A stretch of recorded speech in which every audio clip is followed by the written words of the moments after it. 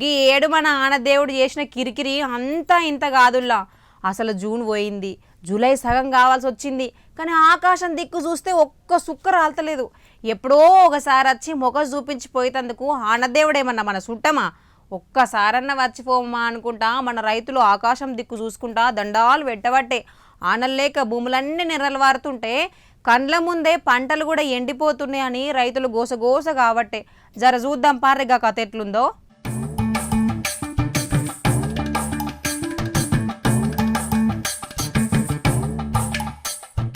రైతులు చేస్తున్న తిప్పలు చూస్తే ముచ్చట కాదు, కన్నీళ్ళు వస్తాయి. అసలు ఊట్నూరు ఏజెన్సీలా హాజీపూర్ మండలం పెద్దపేటల రైతన్నల కథ ఇంకా చిన్నది కాదుల్లా, అదొక చిత్రం అనుకోర్రి. ఇగో గీ దిక్కు చూసిర్రా, పాపం గలు చూడుర్రి, పొలానికి పోయి వాళ్ళు పెట్టిన మొక్కలకు నీళ్లు పోతుర్రు. ఒకప్పుడు ఆనల కోసం చూసేది గాని ఇప్పుడు తీసుకొచ్చి నీళ్లే పోయేవట డైరెక్ట్గా. అవు మీరు చూస్తుంది అక్షరాల నిజం. ట్రాక్టర్లతోటి బోర్లతోటి నీళ్లు పెట్టాల్సిన వ్యవసాయాన్ని మనం పెద్దంపేట రైతులు ఇప్పుడు బకెట్లు కుండలతోటి చేస్తున్నారు. నిండు పానమసంటి పంట చేతికొచ్చే లోపే ఎండిపోతుంటది అట్టుకోలేక ఇండ్లకెంచి బకెట్లు చెంబులు బిందెలు పట్టుకొని షేన్లకు తొవ్వ పడుతుర్రు.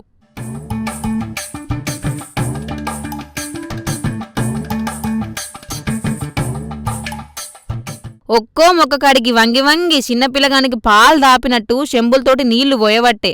కానీ ఎన్నెకరాలకు ఎంతమందిని పోతారు చెప్పుర్రి, ఎన్ని దినాలను పోతారు? గిదేం కర్మరా సామి, ఆనదేవుడు కరుణించకపోయే వరకు ఆఖరికి బకెట్లతోటి నీళ్లు మోసే గతివట్టే అని రైతులు నెత్తిమోరు బాదుకోవట్టే. ఈ ఏడసలు ఆనల ముచ్చటే లేదు. జూన్ నెలల జరంత చినుకులు వడంగానే సంబరపడిపోయి అప్పులు సప్పులు తెచ్చి ఇతనాలు నాటిర్రు మనోళ్ళు. కానీ చూస్తే జూలై సగం దాటిన వాన జాడే లేదు.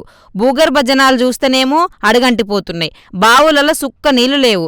ఎకరాకు 1000 రూపాయలు పెట్టుకున్న ఇత్తనాలు ఎరువులన్నీ ఇప్పుడు ఎండదెబ్బకు మట్టలు కలిసిపోవట్టే.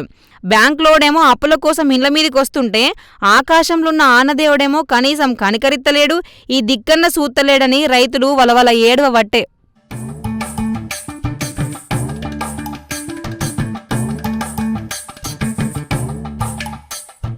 ఇక టీవీలు చాలా చేస్తే చాలు, లీడర్లేమో రైతు రాజ్యం, రైతులకు అదిస్తాం ఇదిస్తాం అని పెద్ద పెద్ద డైలాగ్ కొడతారు.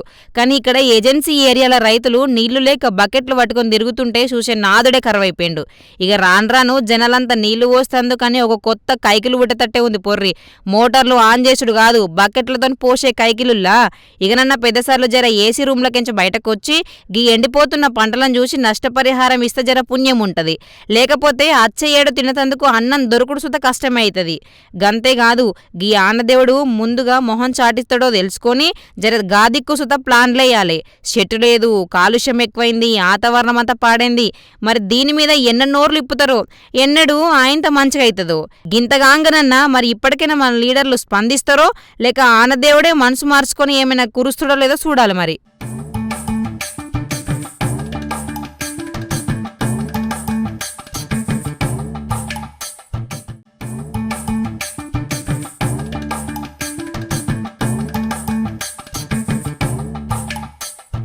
నంద్యాల జిల్లా ఆత్మకూర్ల ముస్లిం సోదరులు ఆనల కోసం ఒక అద్భుతమైన ఆధ్యాత్మిక కార్యక్రమాన్ని చేసిర్రులా. ఆడుండే ఈద్గా మైదానంలో మస్తు మంది ముస్లింలు వచ్చి ప్రార్థనలు చేసిర్రు. నంద్యాల జిల్లా ఆత్మకూరు నియోజకవర్గ కేంద్రంలో భక్తి శ్రద్ధలు ఉట్టిపడతట్టు ముస్లిం సోదరులంతా ఏకమైనరు. మస్తు కరువు కాటకాలకెంచి మమ్ముల బయటవారేవయ్యా అని ఈద్గా మైదానంలో స్పెషల్గా ఇస్తిస్కా నమాజ్ను ఆచరించిర్రు. ఈ కరువు కోరలకెంచి మమ్మల్ని బయటేసి మమ్మల్ని కాపాడు కర్ణించని అంత ఇట్లా ఒకే తానగుడు కోరుకోబట్టే అల్లాను.